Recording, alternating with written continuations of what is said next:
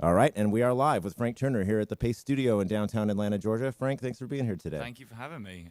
It's a little earlier than I usually exist. Yeah. But that's okay. We're in Atlanta. There's no punk rock time if we're before noon. So, but thank you for being here this morning. Pleasure. It's been great to hear you sound checking, and everything has sounded great. So, Excellent. yeah, I feel like we're warmed up. I'm feeling like we're good to go. We're loose. Yeah. Firstly, congratulations to you on No Man's Land. Thank you. Out now on Extra Mile /Polydor. Mm-hmm. It's got to feel good to have that out in the world. Yeah, definitely. I mean, there's that the weird inbuilt time lag in the music industry that everything in public happens sort of 4 to 5 months after it happens in my life. So that increasingly, I mean, it's my 8th record, so I'm not exactly new to this experience, but like increasingly, it's just a sense of relief almost when a record comes out more than anything else. It's just finally out there, and I can talk about it with people, and they can actually know what I'm talking about. Right, so there's no more secrets. Yeah. Except for some of the stories that you're telling on this record. Were secrets before you told them? Yeah, well, I mean, they were obscure, and I hope it's also, this is something that I want to make clear, is that these stories were unknown to me for the most part as well. Like, I don't want this to come across as like hipster history, like, oh my God, hadn't you ever heard of so-and-so? It's not that. Do you know what I mean? It's like I was learning just as much as anybody else. And indeed, in one of my favorite things about the whole project, I'm continuing to learn, not only about these specific individuals, but about people keep sending me. People now that people have twigged how much of a history nerd I am, my inbox is full of people sending me like history tips and stuff, and I love it. It's like pure like catnip for me. Awesome. I guess people are maybe seeing you as an Ira Glass of this type of storytelling. Yeah, sure. Yeah, that's great. I mean, what a cool thing, because now you have access to this information that you wouldn't have had you not accessed the information that you've already right. And and this is one. I mean, we all talk about the negative sides of social media and the internet, and we should at length because they are legion. But there's a positive side to it as well, and it's kind of cool that I can like share this stuff and then have information come back at me and then reshare that on and all the rest of it. I think that's awesome. Yeah, it's a living, breathing wiki. Yeah. As it were. That's the title of my autobiography right there. Yeah. Oh, yeah, cool. I think it just got changed. Excellent. Well, we're going to hear 4 songs today, and they're all off the new record. Yes. So without further ado, why don't you tell us a little bit about the first one we're going to hear? Yeah, well, this is the first song I wrote for the record, and it kind of shows the process to some degree. I didn't sit down to write a record specifically about female historical figures. It started off as a storytelling project that then morphed into something else because of the directive I put in that I wanted it to be unknown stories. And there's an obvious politics of that, and we can discuss that in a minute. But essentially, Camden Town in North London is one of my favourite spots in the world. It's the sort of punk, in quotes, area of London. Certainly when I was a kid, I used to rush on the train up to London to go there. And there was a woman who lived in Camden in the 1600s by the name of Ginny Bingham, who ran a coaching house, and later in her life, she had a number of husbands go missing, she was a woman running an independent business in the early modern period, and so she was accused of witchcraft, although never actually convicted of it, thankfully. But yeah, so I wanted to write a song about Camden, and people like Suggs have covered the direct angle, shall we say. So I thought it would be fun to write a song about Camden by writing about somebody who used to live there. So this song is called Ginny Bingham's Ghost. Very cool. If you're heading down to Camden Town, be sure to raise a toast to the patron saint of the waifs and strays, to Ginny Bingham's ghost.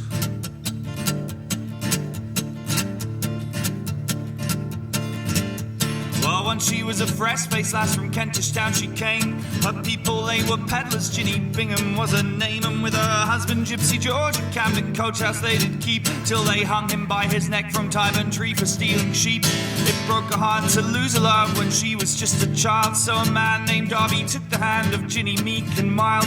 He was a drinker, not a thinker, till he brought his wife to tears, until one Camden winter morning Darby simply disappeared. If you're heading down to Camden Town, be sure to raise a toast to the patron saint of the waifs and strays, Ginny Bingham's ghost. She earned a reputation on those bitter Camden streets. If you tarry with the Bingham girl, you'd hold your manhood cheap. But even so, the miser pitcher was a third man at her lips, till one night they checked her oven and found him burned up to a crisp. They They tried her for his murder, thought they finally cooked a goose. But even when the fourth man died, Ginny somehow slipped the noose. He was a fugitive from justice. For love she took him in, but he beat her once too often, and the poison did him in. If you're heading down to Camden Town, be sure to raise a toast to the patron saint of the wasting straits of Ginny Bingham's ghost. The locals didn't like her, forces followed her around. They called her a wicked woman, sorceress of some renown. Swore upon the gravestones of her husband she'd grown rich. The rival and the righteous, they knew she was a witch. But the reason she was hated was a simple one indeed. She had kindness for the careless, took in those in need. The guilty and the gamblers, the harlots and the whores, all knew that Ginny offered sanctuary at her bar. No judgment for the judge, and you could never fall too far.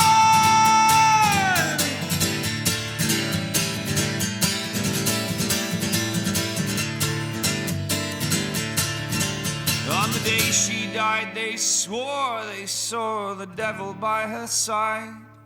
A mob broke down her door, and from her chair her body pried. The tavern is still standing, it's now called the Underworld, and it still offers sanctuary for all broken boys and girls. So let's head on down to Camden Town and box their trains and toast to the patron saint of the wasting straits, Ginny Bingham's ghost.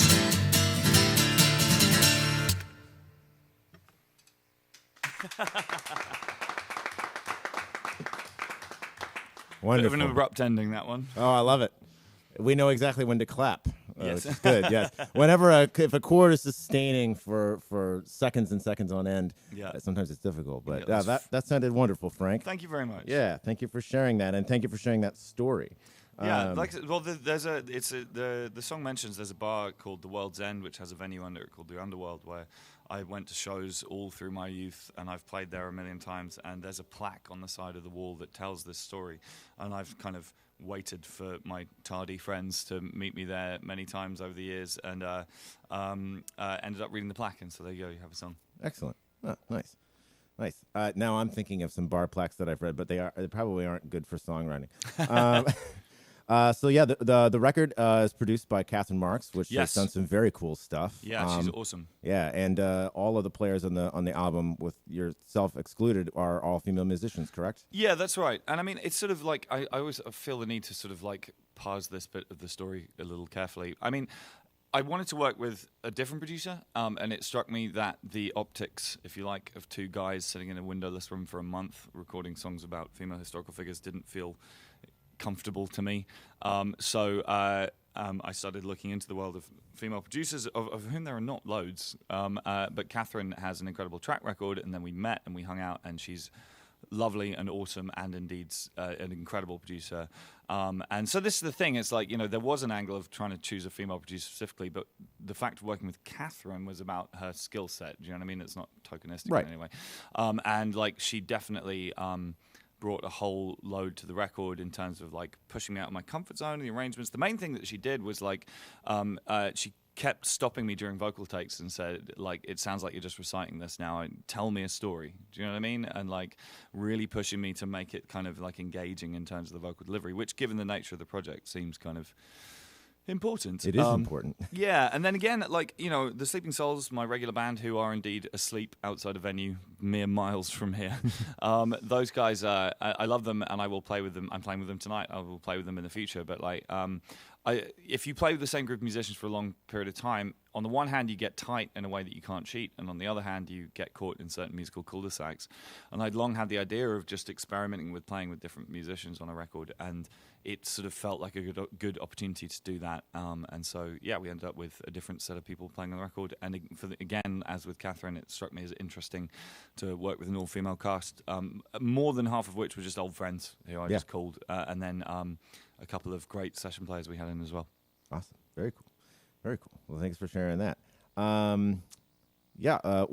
Let's just keep moving on. We got 4 songs, so we got plenty of time to talk. What's the next track we're going to hear? What's the story? Next track, let me think about this. Let's do, this is a story about a woman from Egypt by the name of Huda Sha'arawi. This is one of the last songs I wrote for the record. So once I got about halfway through the writing process, I realized that in trying to tell obscurantist historical stories that I was writing exclusively about, by accident, exclusively about female historical figures. So I decided to follow that. I started asking around for, asking my smart and knowledgeable friends for suggestions for people to read up about. And I have an Egyptian friend, and she said to me, well, you know who Huda Sha'arawi is, right? And I said, no. So did some reading. She's this incredible figure, born into a very patriarchal society, raised in a harem, literally wasn't taught how to read, arranged marriage to a distant cousin, all this kind of thing. But she was a smart cookie. She taught herself to read. She taught herself politics and languages and discovered feminism. And in 1923, she arrived at Cairo train station from Switzerland, actually, and she tore off her full face veil that she'd been forced to wear for her whole life in front of a crowd, and said that she wasn't going to wear it anymore, and it became this pivotal moment in women's rights in the Middle East, which I think is really important, and particularly given recent history, geopolitical history, I think it's really interesting and important to look at somebody who was a devout Muslim who came up with a feminist liberation theology that was extremely powerful. I think that's really cool, and it's something that we should pay attention to. It's also super punk rock. Yeah, right, exactly. I mean, and this is one of the things. There were a few people who I wanted to write about, but I couldn't quite find just the in. Do you know what I mean? Couldn't find an angle. Whereas with Huda, that moment of her just ripping off her face veil and throwing it onto the ground, it's like, okay, there we go. Right, that's the zenith that you can get the rest of the story to kind of fall to the side. Exactly, yeah. And actually for the podcast that we made for the album, I was fortunate enough to speak with her granddaughter, who is alive and is a feminist in Cairo to this day, who as an 80-year-old feminist in Cairo had no idea who I was, or what the music I make is about or anything like that. But she was super awesome. She was like, I really like the song, and she was really cool about it. She told me she was going to come to a show one day. Awesome. Well, and now you are part of each other's worlds. Yeah, definitely. I've not yet made it to Cairo, but I would love to go. Oh yeah, that's on my bucket list for sure. Definitely. Anyway, so this is a song I wrote for her grandmother. The song is called "The Lioness." All right.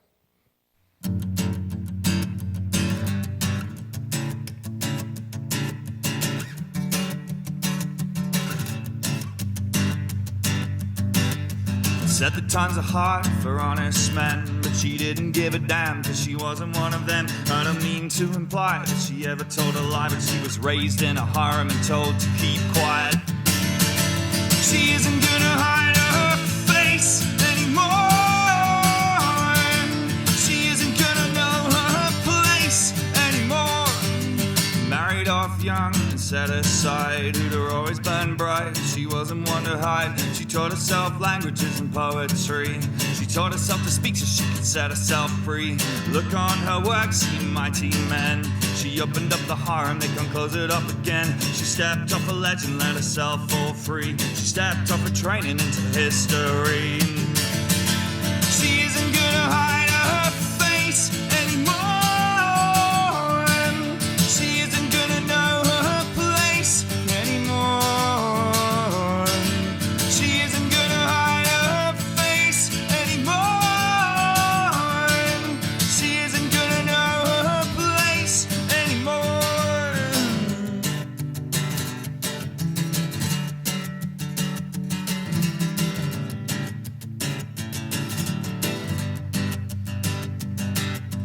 Huda Sha'arawi was a lioness name, a heart well fed, eyes aflame, a face uncovered showing what she overcame. Huda is a lioness, she won't be tamed. She isn't gonna hide her face anymore. She isn't gonna know her place anymore. She isn't gonna hide her face anymore. She isn't gonna know her place anymore.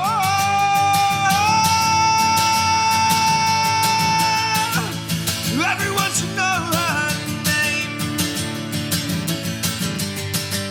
The lioness will not be tamed.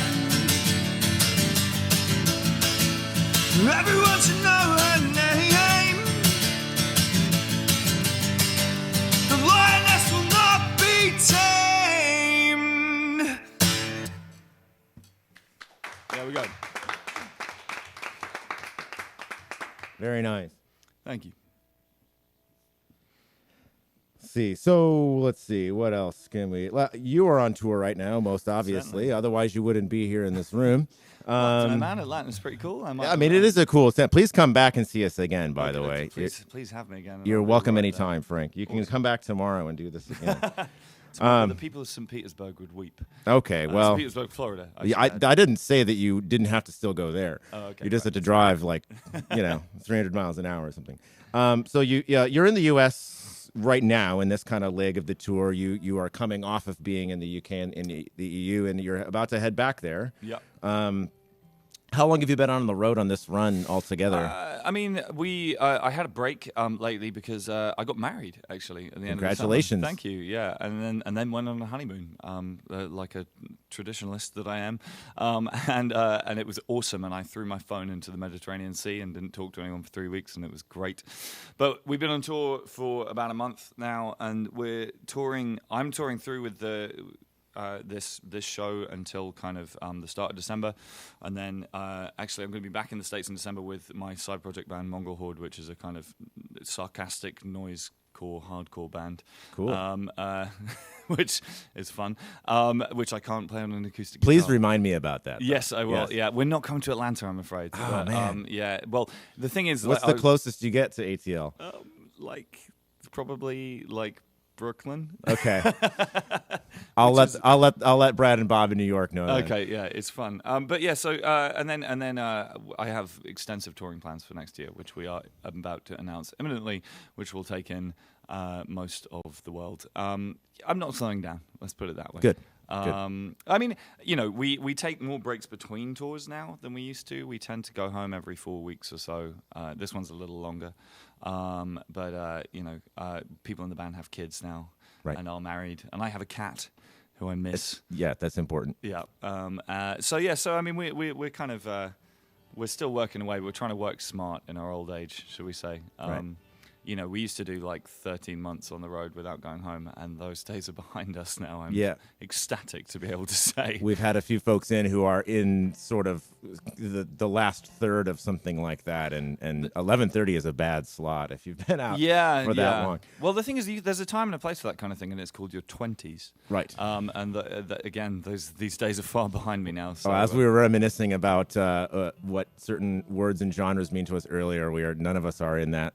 None of us have the 20-year-old luxury anymore. Yeah, so. Exactly. And good luck to the people who do. Absolutely. Keep it going. Works. Yes. Yeah. Cool. Well, what's up next, Frank? What are we going to hear? I thought I'd play a song. I don't play this song as often as I should, so I thought it's from the new record. But this is a song, one of the more well-known people from the record. She's known as Mata Hari. She's known as the original femme fatale. She was accused of espionage in the First World War, and indeed executed for it. She was accused of being Agent H21. But she was actually, her name was Margareta Zeller. She was a Dutch woman who'd escaped from an abusive marriage and had learned Malaysian dance and became kind of a sensation in the salons of Paris before the First World War, and then got caught up between the French and German military and suffered for it. But what I found interesting in writing about her, reading about her initially, was that she had all these different names, and she had used shifting identities to sort of navigate an extremely hostile and male-dominated world. And you get the impression, despite the fact that she is pretty famous, that like nobody really knew her in her own lifetime or now by design. Do you know what I mean? It was a form of protection. And I found that really interesting. So I wrote a song for her. The words Matahari in Malaysian mean Eye of the Day, which is a reference to the sun. So the title of the song is Eye of the Day.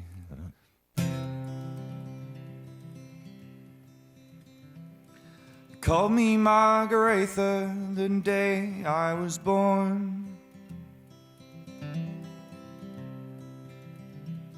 The day I died, the soldiers called me H21. But in circuses and palaces, 100 names I've borne, from the bell of the epoch to the eye of the storm. But if anybody asks, I name myself after the sun. I was a teacher when I was young, but I ran away from home to the East Indies and warm sun to wed a man I did not know. He called me Lady MacLeod, but the times did not allow. My complaints as drinking dragged him down. So in dancing peace I found. They called me a tourist when I began to dance, an amateur and courtesan when I came to France. But on stages and in salons I held my tongue. I was never owned by any man or known by anyone. And if anybody asks, I name myself after the sun. I never cared much for their war. I had seen men fight before, seen the sickness in their esprit de corps. And I would dance for them no more. They came to take me away from the Hotel Champs-Élysées. Told the soldiers I'd nothing to say. They wouldn't have listened anyway. Too many men had died, and somebody had to pay. They set a date for my dying day. As I stood in that killing field, refusing the blindfold, staring down the soldiers and the hatred of the world, I felt the warmth of the Malay sun, and you know I smiled for them all. They all thought they had the best of me. Not one of them could say what I was called. Just before the darkness came, I whispered my real name. I am Mata Hari, I of the day. In the cells my body lay unclaimed.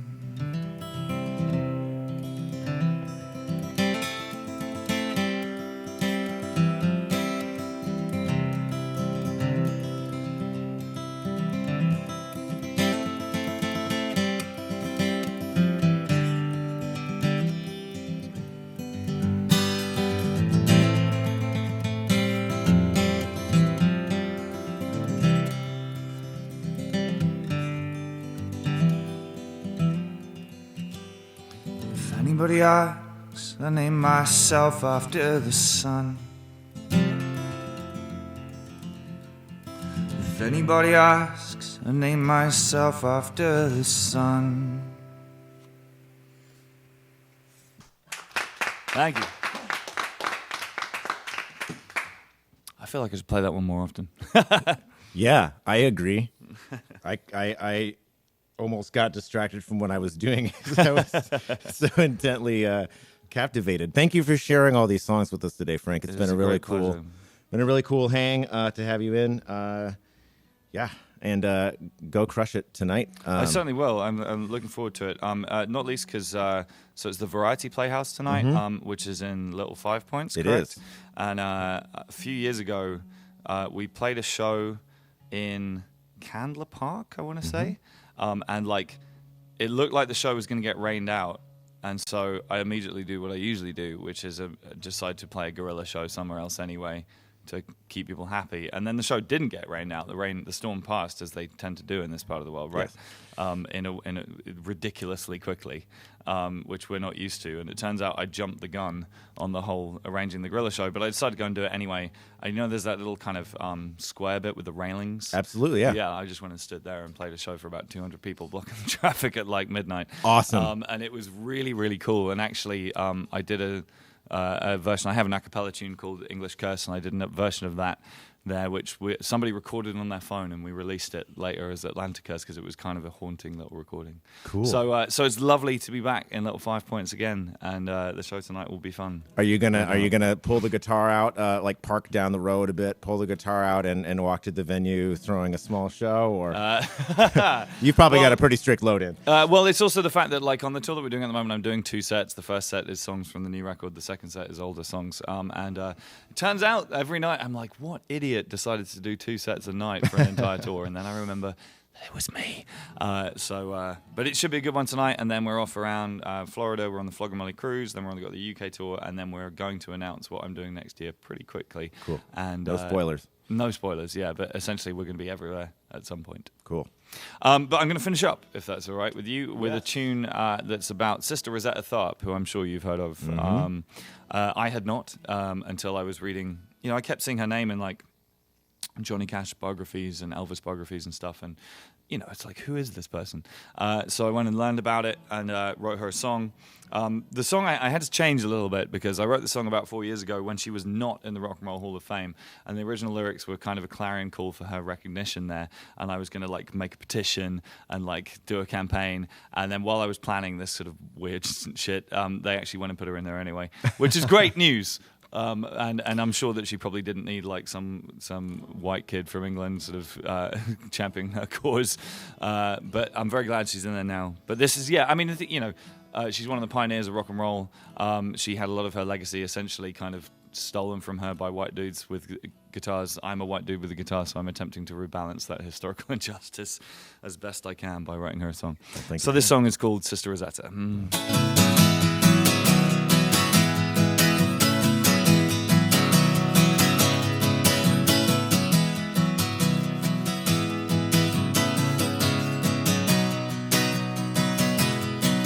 Sister Rosetta, godmother of rock and roll, the original sister of soul. All our music was in her. She brought rhythm from the darkness into the light. She brought the good word to the night to save all our sinners. Rosetta rolled her eyes when she played. She knew that strange things happen every day, and that the white boy hype would eventually fade, but the way that she played would remain. New York City, well, it was 1938. The radio couldn't wait for Rosetta to rock it. Instant sensation, and little Elvis, Chuck and Johnny at home heard her on the gramophone, and they wouldn't forget it. Rosetta rolled her eyes when she played. She knew that strange things happen every day, and that the white boy hype would eventually fade, but the way that she played would remain. Rosetta's in the Hall of Fame.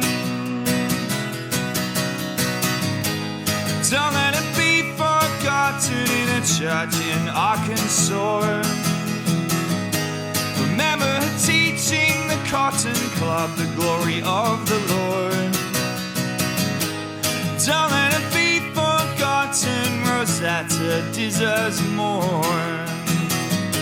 Remember her teaching a nation on a train platform in England in 1964.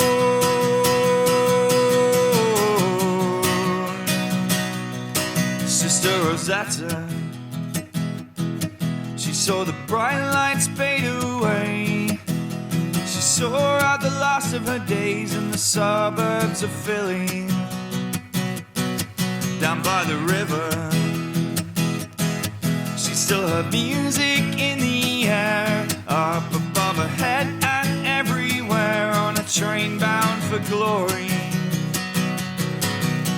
Rosetta rolled her eyes when she played. She knew that strange things happen every day, and that the white boy hype would eventually fade, but the way that she played would remain. Rosetta rolled her eyes when she played. She knew that strange things happen every day, and that the white boy hype would eventually fade, but the way that she played would remain. Rosetta's in the Hall of Fame. Rosetta's in the Hall of Fame. Rosetta's in the Hall of Fame. Thank you. Thank you so much for that, and for all of these songs, and Cool, and thanks, man. for thoughtfully and intelligently representing some stories on Yeah. behalf of all the people who Yeah, we've thank you. I mean, at risk of being forgotten. well, exactly, you know, and it's just like I don't want to. I'm not trying to speak on behalf of anybody. I'm just trying to use the fact that I would probably have been here today with whatever record I was going to do, and Right. instead we had a conversation about some people that we wouldn't have talked Which is about very otherwise. cool. And I've learned a few things today, and I have some homework to Excellent. do as well. So Excellent, good. I appreciate you being here. I'm like a teacher now. Yeah, right. Yes. Well, I go back to the wiki thing. Hey, your Ira Glass of punk.